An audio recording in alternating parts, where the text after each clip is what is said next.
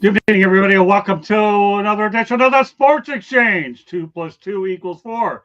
Two ladies and two men. The two men have been doing this forever, and the two ladies, well, they have their own gig going on, anyways, called Chicks and Salsa. Three chicks in a pod, and now they're on the famous Sports Exchange. And am I loud enough? No, I could get louder, but you know what? We're going to give you the fastest 30 minutes here.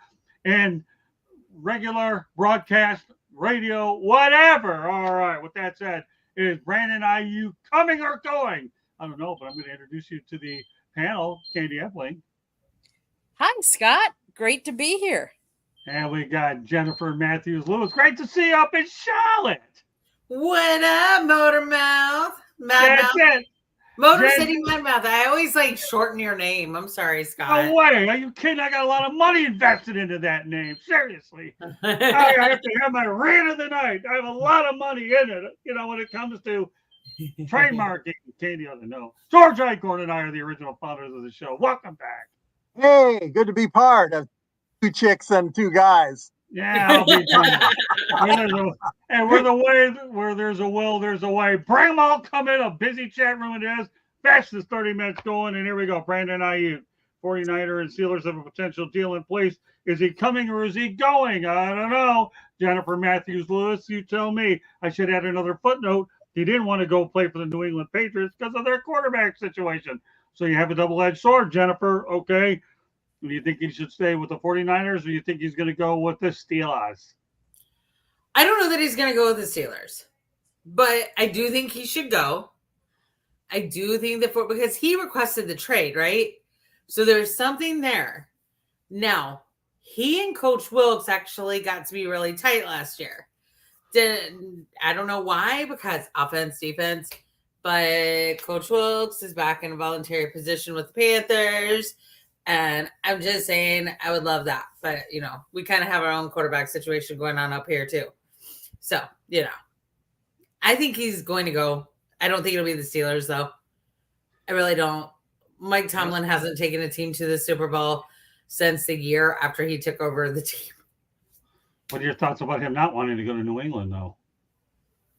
I think that New England's going to end up starting Drake May. And I think Brandon Aiyuk and Drake May would be freaking magical, but I'm for it. I'm not going there. But, I like Drake May, too. So. It's you. All right, George, what are your thoughts about the brand man? Well, it's typical of pro football. Camps are underway and we still got issues with guys holding out, guys wanting to be traded and all that. But Brandon's a good player, 26 years old. He really is a good guy to have around.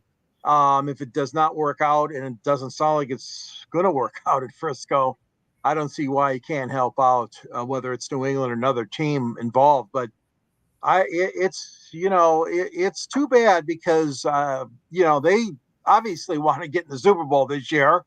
Just like the team they beat in the NFC championship game, the Lions. But San Francisco's got a lot of good parts and a lot of great program. And I just, this is not something that they really wanted to have happen in training camp. Let me tell you that much. But yeah, he's good enough to play on almost every team. We know that. New England would be a cool place, but I don't think it's going to happen either. Candy.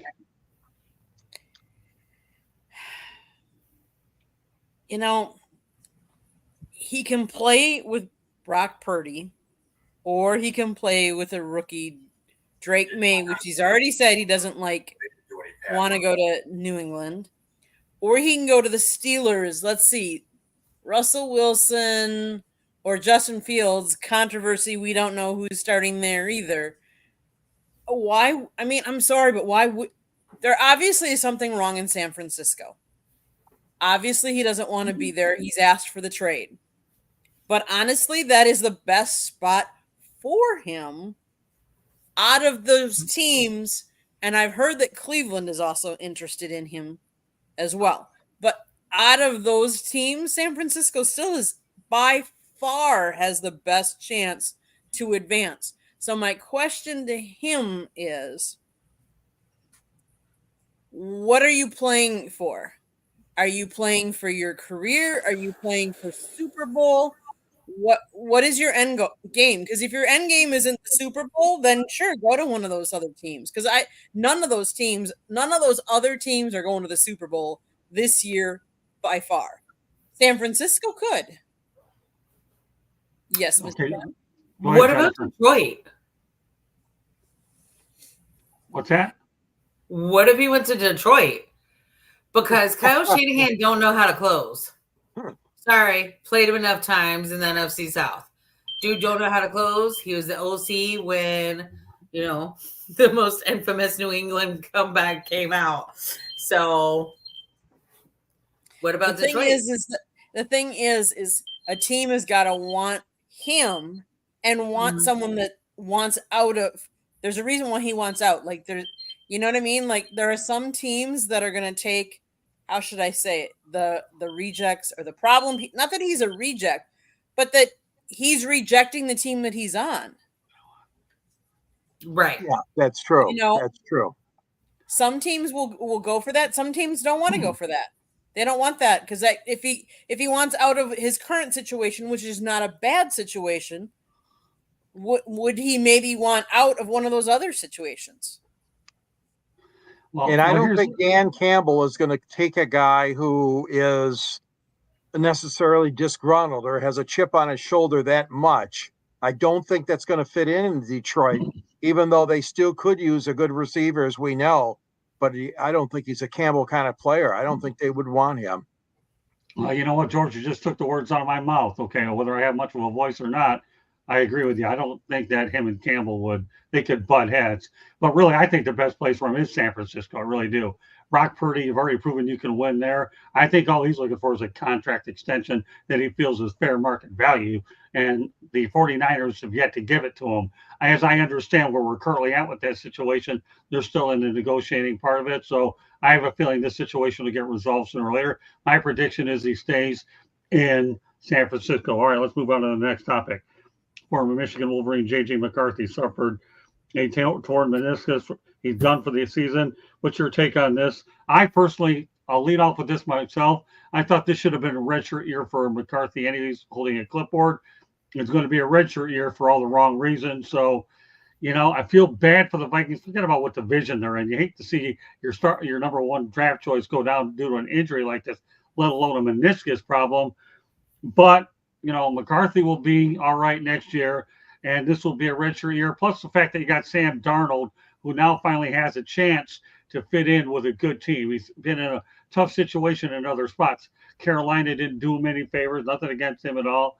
And the Jets, well, that was dysfunctional anyway. So I'm not holding those two situations against them. But I'm happy for Sam Darnold that he finally has an opportunity to have a fresh start out in Minnesota. I'll turn it over to Jennifer. You were closer to that situation out in Carolina. I will agree. Honestly, we were giving the Jets a really good run for their money on how many quarterbacks you could have in a short time period, because we all know the Jets are quarterback purgatory. I'm excited for Sam Darnold. I think he deserves a shot. When he did step in for Brock Purdy last year, he did pretty solid. He's got the talent, but again, with the Panthers, there's been so much dysfunction. Right. Our first 5 years were better than our last 5 years.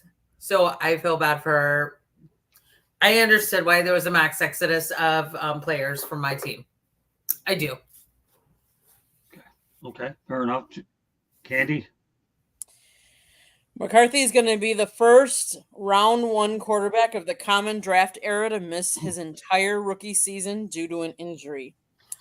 What about AR last year? His rookie season. Yeah, Anthony Richardson's rookie season was completely missed too. Because he got hurt in preseason. Season, or did he play any snaps? I thought he played 1 or 2 games, if I remember correctly. I think so.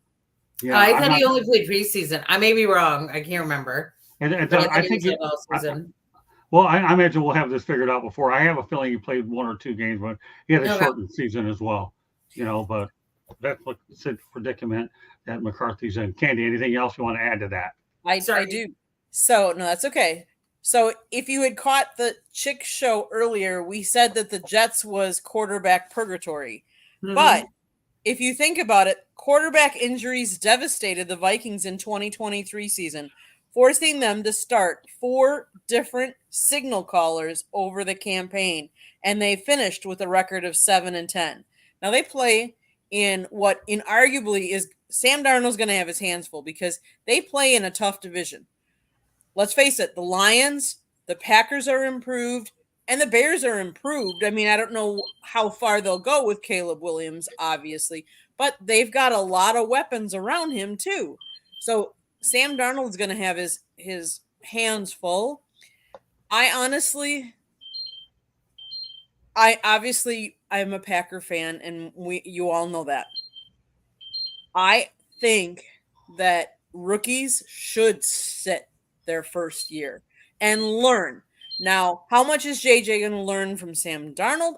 That remains to be seen, but I do think it's worked in Green Bay to sit your quarterbacks and let them watch, observe, really learn the playbook, really learn how to watch and see how quick, because college football is very different than NFL football. And to be able to read all these schemes and stuff like that, I think sitting on the sideline will help JJ McCarthy, especially, and this is some of you might disagree with this. JJ McCarthy, I don't think is top elite quarterback. I don't think he's a bad quarterback, but I think Michigan really relied on the run. Right. And so I don't know that we saw all of the talent that maybe JJ McCarthy has, but I think for him, because he's not a top echelon quarterback, that he'll benefit more from sitting a year, I think. Well, remember one thing, Candy and Jennifer, okay? Kevin O'Connell is the head coach, and we know he's a great offensive mind. All right, George Eichhorn, you'll have final word on this, and then we're going to talk about the Panthers. Yeah, well, I feel bad for him. Obviously, following his collegiate career, 27-1 as a starter for the Michigan Wolverines, and obviously on last year's championship team.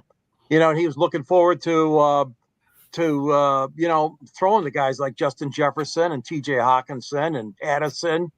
But I do agree. The fact is that he will be able to observe and learn, like you guys said, hold the clipboard, the saying goes. But I also think that it will be a blow to the Vikings' chances because Darnold, is more of a veteran. But the fact is you don't have a younger, more versatile quarterback coming off the bench like they would have had with a healthy McCarthy. I mean, you know, what you said, Candy, about not being upper echelon. Yeah, I guess. I mean, all these quarterbacks that were drafted, as we know in Detroit at the draft, I mean, on the first round, I mean, a lot of them are question marks to me. You haven't proven anything really in the NFL until you lace it up and play for keeps in the regular season. So it is a blow. I mean, he's very young, though, very raw talent. I do agree. So if anybody can recoup from this, I would think it would be J.J. McCarthy.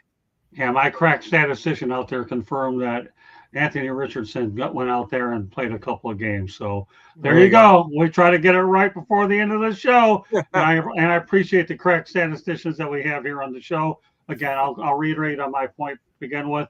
That first year should be a redshirt year no matter what. Sometimes coaches get itchy of the feet, let alone quarterback. I want to see what my new toy can do, and I want to see what my new toy can do right away, let alone you have to earn your way on the field and do what you got to do. All right, we're taking this bad boy to Charlotte, North Carolina.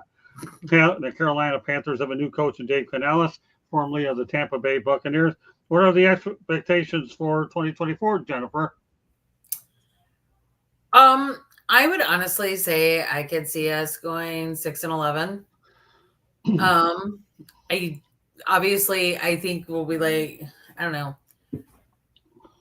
What's important is improvement right now. I'm not worried about playoffs. The improvement I have seen so far is Dan Morgan. Y'all heard me on the show and on Inside the Pigskin talk about what keep pounding means to me and to the Metro Atlanta area. Right. Dan Morgan was in that locker room. He is the Carolina Panthers general manager. He gets a lot of flack because of Fitterer. People forget David Tepper wasn't really letting Fitterer do his job. Matt Toole was seriously running the entire program, being signed off by David Tepper.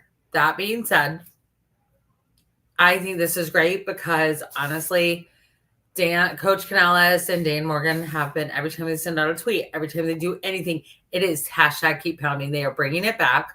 I think they finally got it through Mr. Tepper's head. We'll wait to be seen at Panthers games that they bring the back to keep pounding. As for what we're seeing, I'm seeing some good stuff. I'm seeing that there's going to be some shock and awe with who stays and who goes.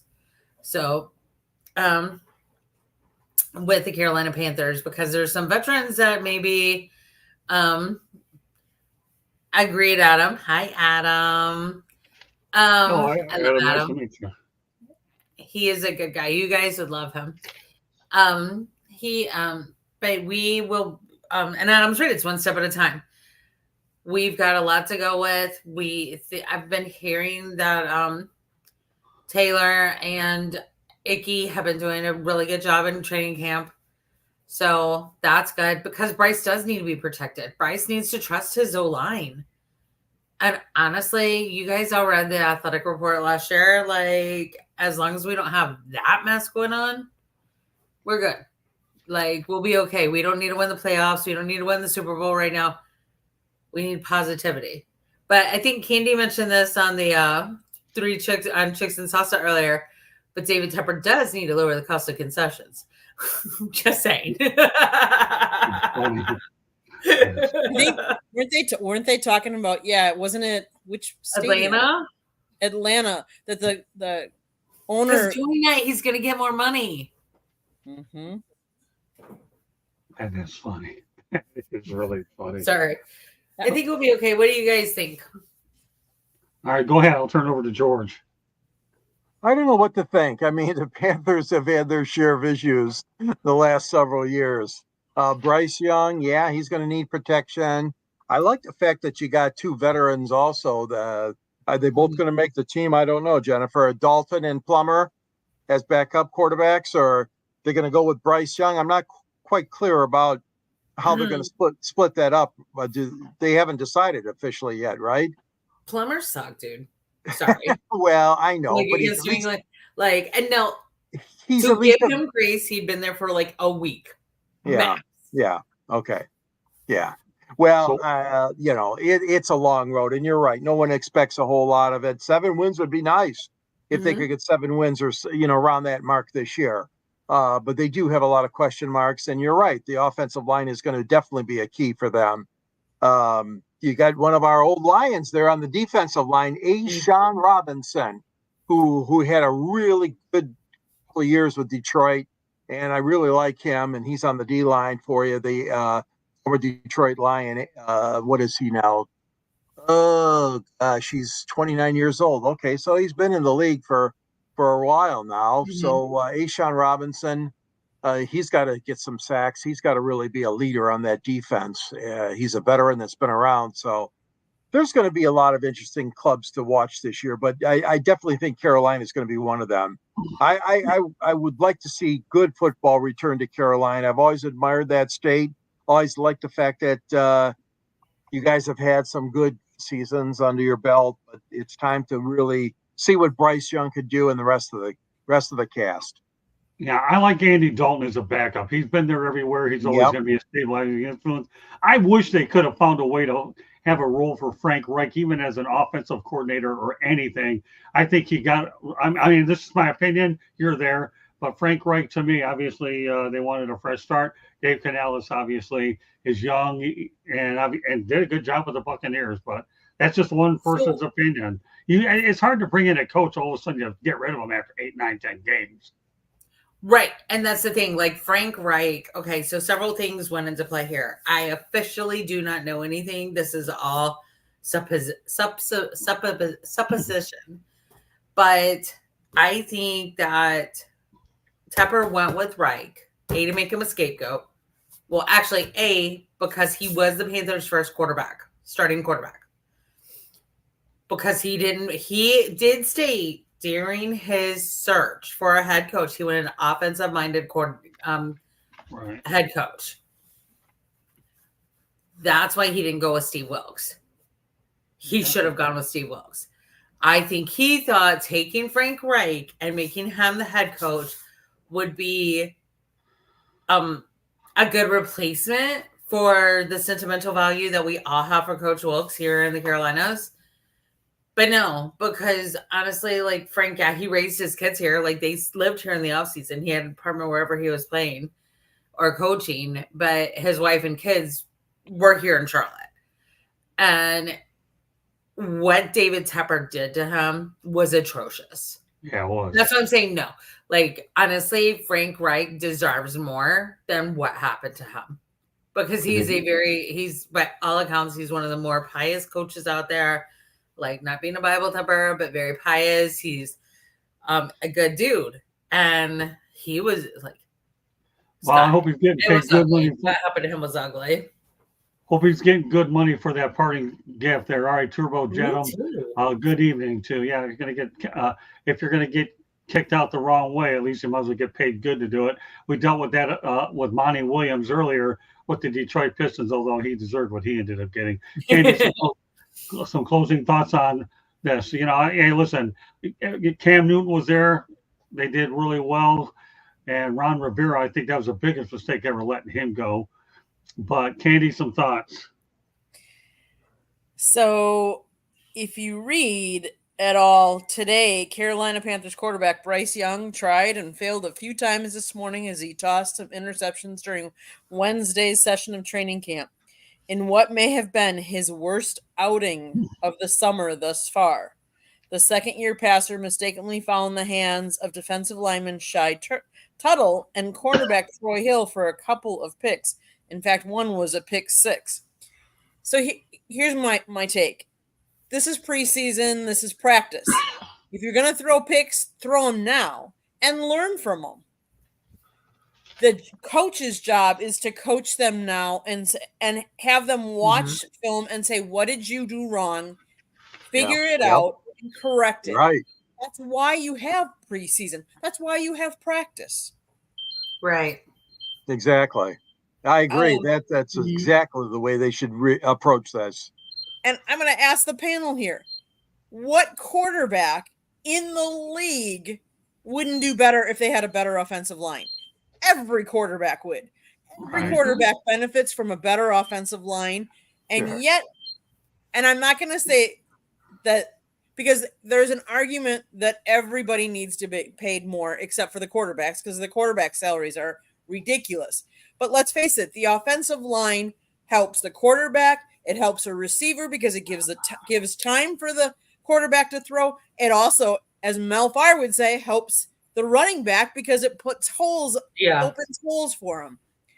So I think a lot of teams need to really look at their offensive line and question them and really coach your offensive line. What is your job? What is your role in this scheme?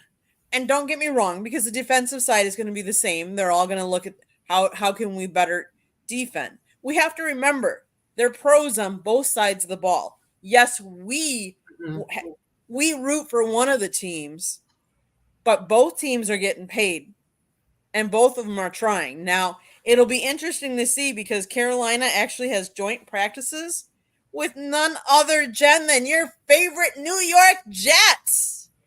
Oh, I know. All right, let's go to the chat room real quick. I like D. Lowe's, okay, as an Allen Iverson reference. We're talking about practice. All right, Allen Iverson, welcome to the big show. All right, quarterbacks are always the most popular guys at school. Yeah, I guess if they're wearing the jock jackets, they probably are. And the fact they're getting paid a boatload of money. Good stuff, D. Lowe's, on both ends of those. So as far as I'm concerned, I think that the Carolina Panthers really only have one way to go anyways, and that's up. So give Dave Canales a 5-year deal and hope he can get through 3 or 4 years, and then maybe they have a puncher's chance of being relevant again. Final topic of the night, okay? And I know Jennifer has been kind enough to give us part of her evening after Chicks and Salsa, but we're going to get this last one done. The biggest takeaways from week 1 of the preseason. All right, Jen, go ahead. I mean, it's preseason. Like, okay, for me, the biggest takeaway is I'm really glad we didn't play any of our starters against New England. But I will also say, it sucks that JJ. The biggest takeaway is probably JJ getting hurt. Now I know that was in practice, but still, I mean, a meniscus. I tore my meniscus a couple of years ago. It's not fun. I don't know. It's preseason. Preseason is a time for these guys to go out there and ball out when they're gonna get cut from their current team. For other teams to look at them and be like, okay, we could fit him into this puzzle piece. And I think that's the most important part of preseason. That's just me. Okay. Candy? And by the way, Adam Lamorize on a roll. Hey, Adam, if you get a chance, will you kindly do us a favor and please subscribe to the South Florida Tribune YouTube channel because we do run Chicks and Salsa on there as well, and you'll have a chance to see some of these other shows. If you would subscribe to the South Florida Tribune YouTube channel, much appreciated. All right, Candy, go ahead. Biggest takeaways. So the biggest takeaway is preseason is exactly that, the preseason. And it's really hard to judge how a team is going to do because let's face it, they're putting their second or third string players in because they're trying to figure out who's going to make their team. And they're playing against who knows if it's second or third string players as well. My biggest takeaway is for all of those on the bubble, play your hearts out because you're playing for a job. Play your hearts out. Yep. Okay, George. Well, yeah, it's something that, you don't want to talk about, but it is the elephant in the room, and that is injury. And the injuries pile up, it seems like every preseason. JJ McCarthy is just the latest. It's Hooker was in at quarterback for the Lions against the Giants, and he suffered a slight concussion. I mean, the list goes on and on and on. And I do understand why the teams don't want to play their regulars, but this is totally different than it used to be, where at least one game you would have the starters in there, or one or two series. And now we've seen the pendulum has swung all the way over to the other way. And if Roger still wants to get that 18-game schedule, which I really don't want, instead of 17 games, then another preseason game, of course, will be sacrificed.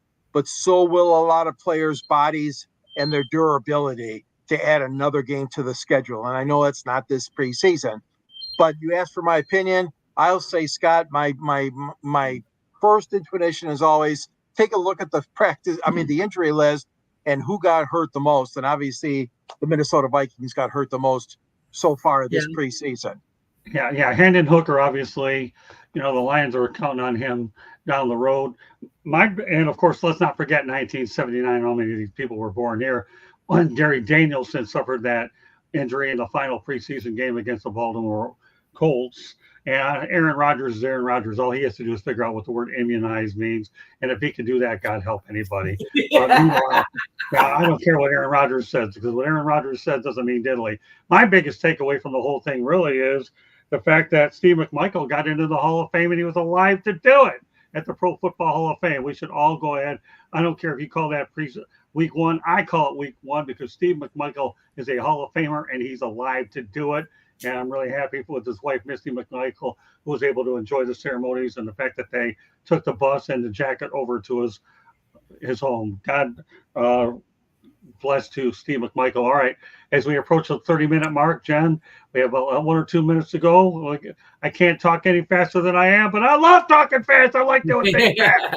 If you don't I know me, it wasn't a challenge. I don't have to do it. Yeah, I'm telling you, don't believe me. Look at Candy. She needs a tablet every time she rides with me. Oh, I need a tablet. Maybe, except when she has to drive because I'm not able to do it for whatever. Candy, I'll give you trazodone next time, all right? You can take it yourself or give it to Scott. I got a different vehicle here. This is called a Motor City Mad Mouth retirement vehicle. So I'll probably be a little bit later on the gas, especially in Georgia.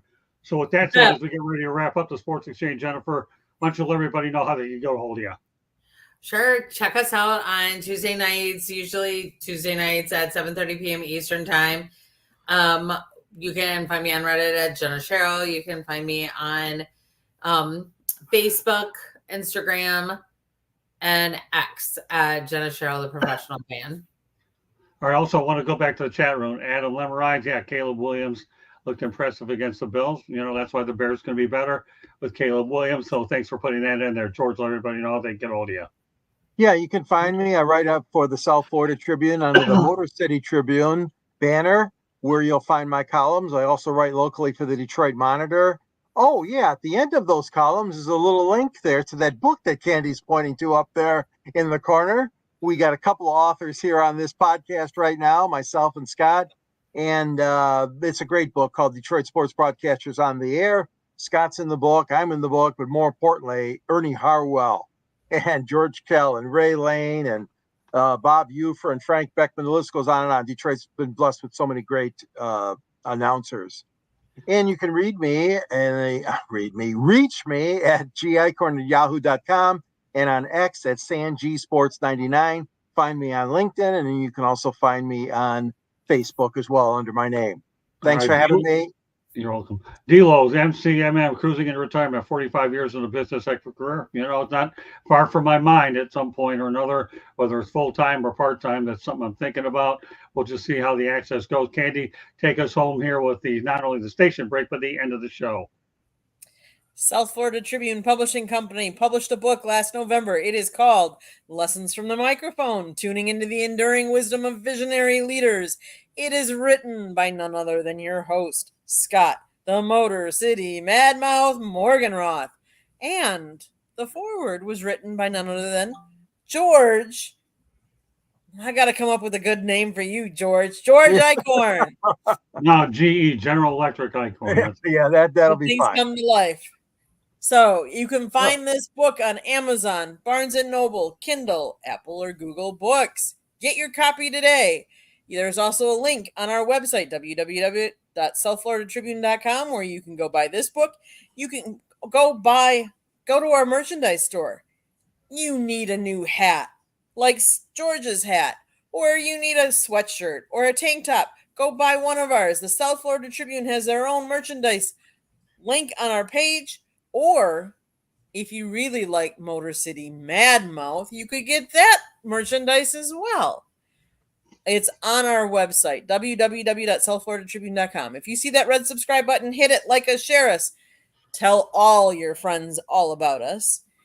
You also, if you like to listen to podcasts, you can find us wherever you get your podcasts. iHeartRadio, Google, Apple, Spotify, Deezer, you name it, we're there. Our Twitter handle at Tribune South. Monday nights here on our South Florida YouTube channel, we talk hockey on Fire Up Florida. We talk baseball on 108 Stitches Baseball Talk.